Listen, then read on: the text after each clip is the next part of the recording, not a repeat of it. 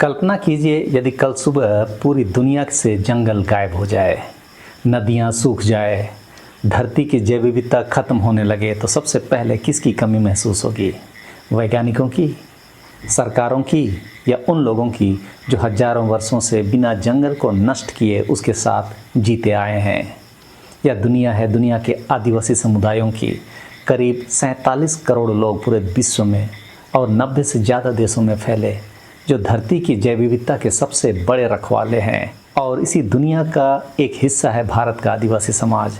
10 करोड़ से ज़्यादा लोग जिनकी जड़ें इस मिट्टी में हजारों साल पुरानी है। वे लोग जिन्हें दुनिया इंडिजिनस पीपल्स कहती है और जिन्हें भारत में हम आदिवासी के नाम से जानते हैं।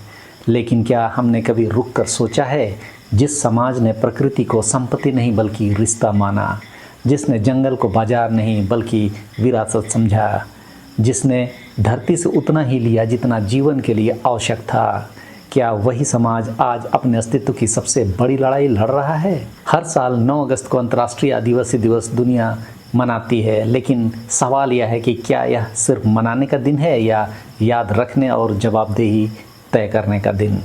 आज की इस वीडियो में हम सिर्फ इस दिन की थीम पर बात नहीं करेंगे, हम बात करेंगे भारत के आदिवासी समाज की, उनके संवैधानिक अधिकारों की, उनके जल जंगल ज़मीन से जुड़े ज्ञान की और उन चुनौतियों की जिनका सामना आज भी हर आदिवासी परिवार कर रहा है। जोहार साथियों, मैं मुकेश बिरुआ, आपका इस चैनल में स्वागत है।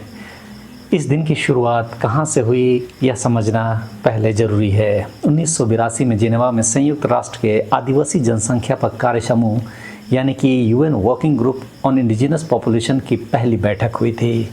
यह दुनिया भर के आदिवासी समुदायों के अधिकारों पर संयुक्त राष्ट्र प्रणाली के भीतर शुरू हुआ पहला औपचारिक प्रयास था।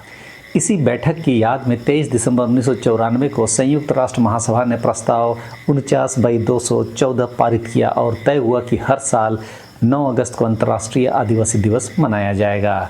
इसके बाद 2007 में एक और ऐतिहासिक कदम उठा। संयुक्त राष्ट्र ने आदिवासी लोगों के अधिकारों की घोषणा यानी कि यूएन ड्रिप को अपनाया, जो आत्मनिर्णय, भूमि अधिकार, संस्कृति और भाषा की रक्षा जैसे मुद्दों पर आदिवासी समुदायों के अधिकारों को मान्यता देता है। लेकिन यहाँ एक बात गौर करने लायक है, यह घोषणा कानूनी रूप से बाध्यकारी यानी कि बाइंडिंग नहीं है। यानी यह एक नैतिक और राजनीतिक प्रतिबद्धता तो है, पर किसी देश को अदालत में इसे लागू करने के लिए मजबूर नहीं करती। यही वजह है कि दुनिया भर में आदिवासी समुदाय आज भी अपने अधिकारों के लिए ज़मीनी लड़ाई लड़ रहे हैं, चाहे वो अमेज़न का जंगल हो या भारत का हसदेव अरण्य। अंतर्राष्ट्रीय आदिवासी दिवस का दिन केवल उत्सव का दिन नहीं है, यह उन करोड़ों लोगों की पहचान, संस्कृति, भाषा, ज्ञान और अधिकारों को सम्मान देने का दिन है, जिन्होंने मानव सभ्यता को बहुत कुछ दिया, लेकिन बदले में अक्सर विस्थापन, भेदभाव और उपेक्षा ही मिली है। इस वर्ष संयुक्त राष्ट्र ने अंतर्राष्ट्रीय आदिवासी दिवस की थीम रखी है honouring indigenous midwives safeguarding life and wellbeing, यानी कि आदिवासी पारंपरिक दाइयों का सम्मान, जीवन और स्वास्थ्य की रक्षा। यह थीम अचानक नहीं चुनी गई। सदियों से आदिवासी समाजों में दाई सिर्फ एक प्रसव कराने वाली महिला नहीं होती, वह समुदाय की सबसे भरोसेमंद ज्ञान वाहक होती है। वह जानती है कि कौन सी जड़ी बूटी दर्द कम करेगी, कौन सा आसन प्रसव को आसान बनाएगा, और वह मानसिक और सामाजिक सहारा भी देती है जो अस्पताल की चारदीवारी में अक्सर गायब होता है। संयुक्त राष्ट्र इस थीम के जरिए यह मान्यता देना चाहता है कि आदिवासी ज्ञान प्रणालियाँ केवल परंपरा नहीं बल्कि पीढ़ियों के अनुभव से परखा गया विज्ञान है। साथ ही यह सांस्कृतिक रूप से उपयुक्त स्वास्थ्य सेवाओं यानी ऐसी सेवाएं जो समुदाय की भाषा, विश्वास और पद्धति का सम्मान करे, उसको बढ़ावा देने की बात करता है। अब इसे भारत के संदर्भ में देखिए। झारखंड, उड़ीसा, छत्तीसगढ़ जैसे जो भी आदिवासी राज्य हैं कि दूर दराज के गाँव में आज भी दाई या सयानी स्वास्थ्य व्यवस्था की पहली और कई बार आखिरी कड़ी होती है, क्योंकि प्राथमिक स्वास्थ्य केंद्र मीलों दूर हैं और सड़क अक्सर बरसात में डूब जाती है। सवाल यह है कि क्या हमारी सरकारी स्वास्थ्य नीतियाँ इन दाइयों को प्रशिक्षण, सम्मान और संसाधन देती है या उन्हें अवैज्ञानिक कहकर हाशिए पर धकेल देती है? यह वही सवाल है जो हम बार बार उठाते हैं। आदिवासी ज्ञान को बाहरी मान्यता की ज़रूरत नहीं, उसे उसकी अपनी शर्तों पर समझने की ज़रूरत है। यह संस्कृति, विज्ञान और मानवता की चर्चा है। अब जरा दुनिया की तस्वीर भी हम देख लेते हैं कि दुनिया भर में करीब 47 करोड़ 60 लाख आदिवासी लोग हैं 90 से ज़्यादा देशों में। यह दुनिया की कुल आबादी का 6% से भी कम है, लेकिन यही समुदाय दुनिया के सबसे गरीब लोगों में से करीब 15% हिस्सा हैं। यह असंतुलन अपने आप में एक कहानी कहता है, सदियों की बेदखली, हाशिए पर धकेलना और बहिष्कार की कहानी। पर दूसरी तरफ देखिए, आदिवासी समुदाय धरती की ज़मीन का लगभग 22 से 28% हिस्सा संभालते हैं और इसी ज़मीन पर दुनिया के लगभग 11% जंगल टिके हैं। यानी धरती की बची कुची जैव विविधता का सबसे बड़ा हिस्सा उन्हीं की देखरेख में सुरक्षित है, किसी कॉरपोरेशन की नहीं, किसी सरकारी विभाग की नहीं। भाषाओं की बात करें तो आदिवासी समुदाय दुनिया की लगभग 5000 अलग अलग संस्कृतियों और करीब 7000 भाषाओं में से अधिकांश बोलते हैं। यही वजह है कि संयुक्त राष्ट्र ने 2022 से 2032 तक के दशक को आदिवासी भाषाओं का अंतर्राष्ट्रीय दशक घोषित किया है, क्योंकि हर कुछ महीने में दुनिया से एक आदिवासी भाषा हमेशा के लिए खामोश हो जा रही है। यहाँ एक बात समझना जरूरी है, जब एक भाषा मरती है तो सिर्फ शब्द नहीं मरते, उस भाषा में कैद पीढ़ियों का पारिस्थितिक ज्ञान, औषधीय विज्ञान और जीवन दर्शन भी हमेशा के लिए खो जाता है। अब आते हैं भारत पर। 2011 की जनगणना के अनुसार भारत में अनुसूचित जनजातियों की संख्या करीब 10 करोड़ 40 लाख है, यानी देश की कुल आबादी का 8.6%। भारत में 700 से ज़्यादा आदिवासी समुदाय आधिकारिक रूप से मान्यता प्राप्त हैं और इनमें से 75 समुदायों को विशेष रूप से कमज़ोर जनजातीय समूह यानी कि PBTG के तौर पर चिन्हित किया गया है। ऐसे समुदाय जिनकी जनसंख्या स्थिर या घट रही है, साक्षरता बेहद कम है और जो कृषि पूर्व तकनीकों पर निर्भर है। भारत का संविधान आदिवासी समाज को 2 अलग अलग सुरक्षा ढांचों के जरिए मान्यता देता है। पहला, 5वीं अनुसूची जो भारत के मध्य राज्यों जैसे झारखंड, छत्तीसगढ़, उड़ीसा, मध्य प्रदेश, उधर गुजरात, महाराष्ट्र, हिमाचल, आंध्र जैसे राज्यों के अनुसूचित क्षेत्रों के प्रशासन की बात करती है। और दूसरा, 6ठी अनुसूची जो पूर्वोत्तर के असम, मेघालय, त्रिपुरा और मिजोरम में स्वायत्त जिला परिषदों के जरिए स्वशासन की व्यवस्था करती है। इसी संवैधानिक ढांचे के भीतर से 2 बेहद महत्वपूर्ण कानून निकलते हैं। पेशा 1996 जो ग्राम सभा को अनुसूचित क्षेत्रों में निर्णय लेने की शक्ति देता है, और वन अधिकार अधिनियम 2006 जो पीढ़ियों से जंगल में रहने वाले समुदायों के भूमि और वन उपज अधिकारों को मान्यता देता है। लेकिन यहाँ वही सवाल फिर उठता है जो हम इस चैनल पर बार बार उठाते हैं, क्या पेशा में ग्राम सभा एक संज्ञा है, यानी एक संप्रभु स्वतंत्र संस्था, या वह सिर्फ एक विशेषण बनकर रह गई है, यानी प्रशासन के अधीन एक औपचारिक सलाहकार निकाय। क्रिटिकल पेशा और प्रशासनिक पेशा के बीच का यही फ़र्क तय करता है कि किसी खनन परियोजना, बांध या हाईवे को मंजूरी असली मायने में गांव वालों की सहमति से मिली या सिर्फ कागज़ पर।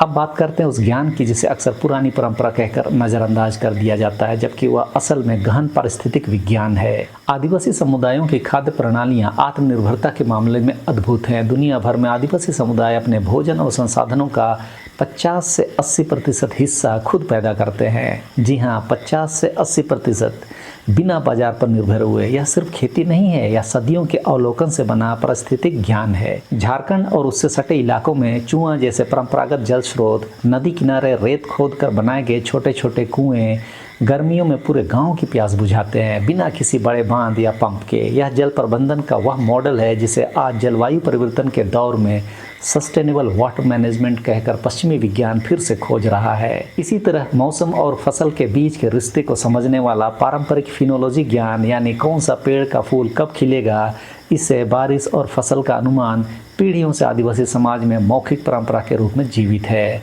धरती की जैव विविधता की सबसे बड़ी रक्षक भी यही समुदाय है। दुनिया के बचे हुए जंगलों का बड़ा हिस्सा उन्हीं ज़मीनों पर है जहां आदिवासी समुदाय सदियों से रहते आए हैं।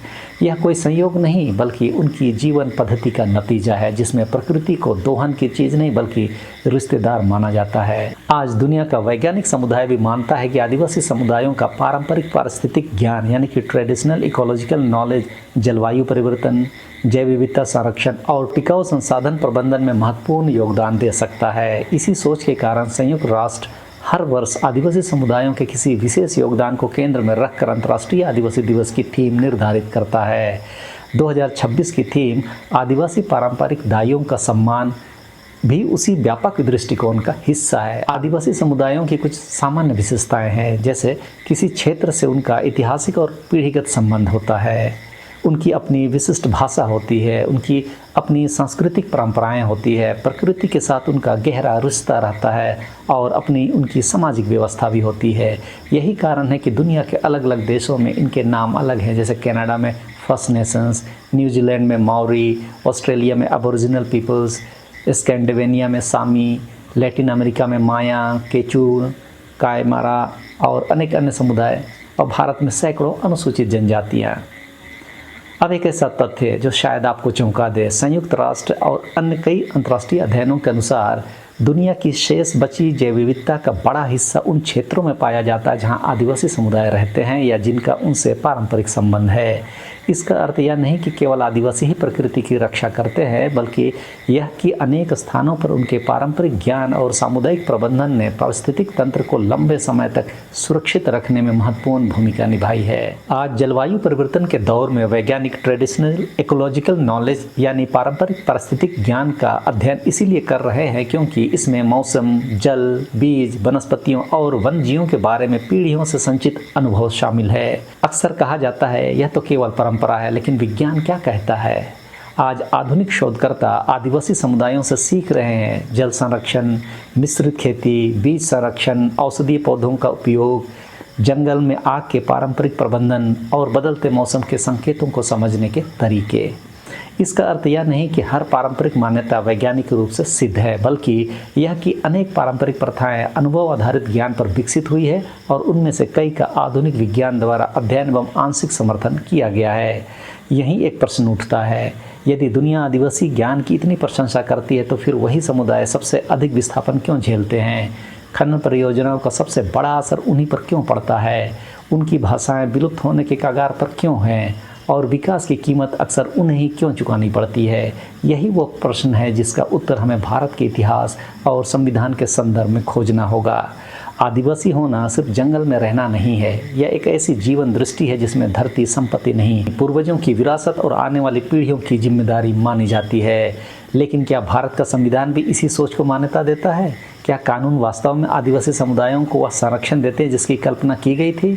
मैंने इस संबंध में कई सारे वीडियो इस चैनल पर डाले हुए हैं, आप जाकर उन्हें देख सकते हैं। हाँ, युवा पीढ़ी को खोजना चाहिए कि इसका क्या जवाब है।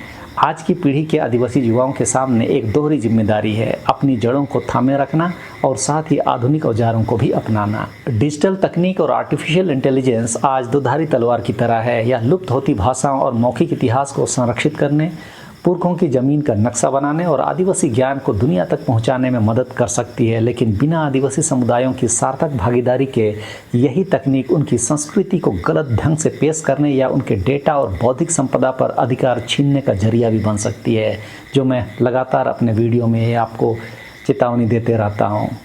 यही वजह है कि आज हर आदिवासी युवक को यह तय करना है, क्या वह सिर्फ तकनीक का उपभोक्ता बनेगा या अपनी भाषा, अपने ज्ञान और अपने अधिकारों की कहानी खुद कहने वाला निर्माता। तो इस 9 अगस्त को अंतर्राष्ट्रीय आदिवासी दिवस सिर्फ एक हैशटैग लगाने का दिन ना बने, यह याद रखने का दिन बने कि जिस ज्ञान, जिस भाषा और जिस ज़मीन को हम पिछड़ा कहकर टाल देते हैं, वही असल में हमारी साझा दुनिया को बचाने की सबसे बड़ी कुंजी है। अगर आप एक आदिवासी हैं तो अपनी भाषा में बात कीजिए, अपने बच्चों को अपनी परंपरा सिखाइए।